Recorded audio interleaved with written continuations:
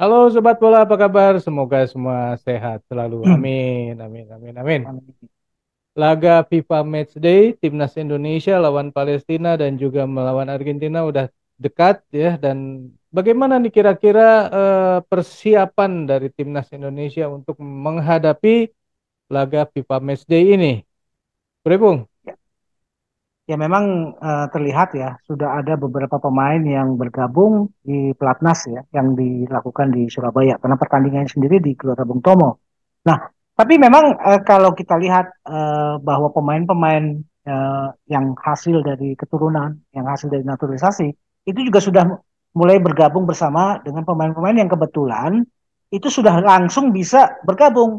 Hmm. Walaupun memang saat ini belum semua pemain-pemain bisa bergabung ke dalam TC tadi gitu loh. Mhm, Tapi mhm. saya pikir karena mereka juga pemain-pemain yang saat ini juga punya label profesional, tentu mereka sudah tahu apa yang harus dilakukan dalam meningkatkan performa masing-masing. Walaupun saya dengar ada beberapa pemain yang belum bisa bergabung karena timnya sendiri masih melakukan laga uji coba menjelang bergulirnya liga gitu loh. Ya, sebenarnya yang tidak bisa hadir itu karena ditahan oleh klubnya adalah dari PSM. Tiga pemain karena Ya, PSM akan menjalani playoff Liga Champion. Wah, betul. keren. Tapi Itu ada dia. dua lagi yang nggak jelas ini. Kenapa belum dikasih juga? Padahal timnya nggak ngapa-ngapain ini. Pak Erick Thohir Ya, udah ngancem-ngancem aja nih hati-hati nih. ya memang kalau misalkan timnya tidak melakukan katakanlah laga uji coba atau seperti PSM yang melakukan laga playoff di Piala AFC Champion, saya pikir ya tidak ada alasan ya untuk menahan. Karena biar bagaimanapun eh, mereka toh kalaupun dilepas oleh klubnya itu kan juga memasuki area yang judulnya sama-sama latihan judulnya gitu ya. Ya, Artinya tidak akan ada kekhawatiran bahwa mereka akan turun performanya. Justru mungkin dengan pendekatan-pendekatan dan sistem pelatihan yang berbeda, ini kan juga akan menambah pengalaman buat pemain-pemainnya untuk menimba ilmu dari berbagai orang gitu yang ya, berbeda. Nah, ya. saya pikir sih mungkin dalam waktu ya dekat ini mereka sudah bisa bergabung ya karena biar bagaimanapun friendly match ini juga sebagai bagian dari persiapan menuju Piala Asia tentu ini juga sesuatu yang sangat penting dan tidak Mhm. bisa diabaikan begitu saja gitu loh bro. Ya. Cuman ada satu hal yang menurut saya agak aneh sih sebenarnya. Ketika Pak Erick Thohir kemudian berkunjung ya, Ya. melihat persiapan timnas ini, kok Sintayong nggak ada, belum Ya, bergabung. Kenapa tuh bro? ya memang saya juga melihat ya dalam sesi latihan latihan di lapangan mungkin latihan berupa rondo ya kemudian Mhm, latihan di gym memang itu yang mengkomandani ya itulah pelatih-pelatih asistennya gitu asisten mhm, pelatih dari STJ. mhm, Nah, saya pikir nggak ada masalah juga ya bahwa para asistennya STY pun juga sudah mengetahui metode latihan apa yang dibutuhkan untuk mhm, mhm, timnas dan metode latihan apa yang juga diinginkan oleh STY. Jadi mhm. peran STY memang lebih pada persoalan taktikal dan strategi.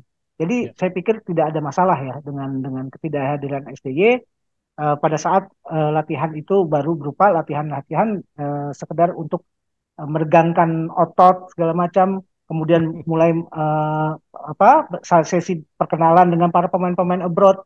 Saya pikir semua akan berjalan normal ketika menjelang latihan dan menjelang pertandingan dimulai.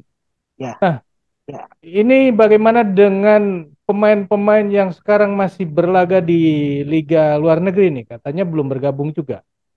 ya. Memang yang pemain-pemain abroad kita belum bergabung ya karena mereka masih menjalani pertandingan-pertandingan. Tapi saya pikir biasanya sih 1 minggu ya, 1 minggu sebelum friendly match itu mereka sudah tidak ada pertandingan karena ini judulnya adalah friendly match yang masuk dalam agenda FIFA dan ini Mhm, seluruh berlaku di seluruh dunia. Artinya dengan mereka masih bisa bertanding, itu kebugaran mereka juga bisa terjaga. aspek-aspek fisik mereka juga masih bisa berjalan ya. Mhm. Berbeda dengan pemain-pemain yang ada di Liga 1 atau di Liga Eropa yang kebetulan kompetisinya sudah berakhir. Nah, Hmm. ini juga yang ada sedikit masalah. Seperti yang dikeluhkan oleh staf kepelatihan dari STY yang mengeluhkan kebugaran pemain kita yang ada level penurunan. Bahkan dari Ivar Jenner dan Rafael Struijk aja itu juga belum mencapai level yang diinginkan. Nah, Mhm. itulah fungsinya dari TC tadi. Bagaimana TC ini dalam waktu yang mungkin durasinya tidak terlalu panjang, tapi mereka bisa mencapai titik level yang diinginkan. Itu yang diinginkan dari sebuah TC. Biar pola pelatihannya lebih terfokus dan terkonsentrasi dan mereka tahu apa yang harus dibenahi. Gitu loh, bro. Hmm. Dan bagaimana dengan pemain yang katanya cedera? Waduh. Iya, saya dengar juga ada sinyalemen bahwa Sandy Walsh dan Shane Patinama cedera.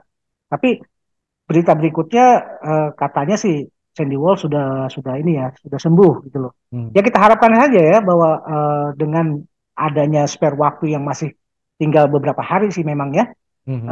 ini mereka bisa memulihkan kondisinya sehingga Hmm. pada saat pertandingan mereka siap diturunkan gitu. Iya, iya, iya, iya. Nah, dengan kondisi yang seperti ini nih ya, kalau menurut saya kan ini udah dikit nih, udah waktunya gitu ya. Apa masih bisa nih Indonesia nih para pemainnya pulih dan kemudian bisa apa dengan maksimal lah gitu untuk bertarung melawan Palestina dulu deh yang paling dekat. Ya, untungnya bahwa pertandingan pertama kita melawan Palestina ya, yang mungkin levelnya ya jauh berbeda dengan Argentina. Jadi paling tidak kita punya nafas sedikit. Tapi ya memang tidak bisa kita dalam sisi pelatihan dan TC ini harus bisa memanfaatkan waktu yang memang tinggal sedikit itu secara maksimal. Gitu loh. Jangan sampai bahwa persoalan-persoalan kebugaran, persoalan fisik dan segalanya itu masih punya kendala pada saat pertandingan. Gitu loh. Hmm. Nah, yang paling penting bagaimana peran para pelatih untuk melihat apa yang mesti dibenahi dalam waktu singkat. Gitu loh. Nah, melihat kondisi seperti ini, Bro Ipung khawatir nggak nih dengan kondisi para pemain? Saya pikir gini, saya tidak punya kekhawatiran ya terhadap kondisi pemain karena yang dipanggil toh bukan cuma berapa belas orang, tapi yang 26 orang gitu loh. Artinya Mhm. ada pelapis-pelapis yang juga mungkin secara individu dan secara kualitas itu juga mungkin hampir sama gitu loh. Karena Hmm. salah satu ciri dari skuad timnas sekarang itu tidak ada pemain yang menjadi mutlak itu adalah dalam posisinya, tapi selalu punya benchmark atau cadangan yang juga punya kualitas yang hampir mirip. Hmm. Oke, nah lawan Palestina nih kira-kira gimana nih bro? Apa kita perlu bahas di tempat yang khusus? Yang khusus lah bro. Oke deh. Oke Sobat Bola, itulah obrolan kita mengenai persiapan timnas Indonesia menjelang FIFA Matchday melawan Palestina dan Argentina. Kalau menurut Sobat sendiri, ini timnas Indonesia persiapannya udah bagus atau kira-kira bagaimana? Silakan tulis di kolom komentar. Sekian dulu obrolan kita lanjut di video yang akan datang. Sampai jumpa, bye. Thank you bro.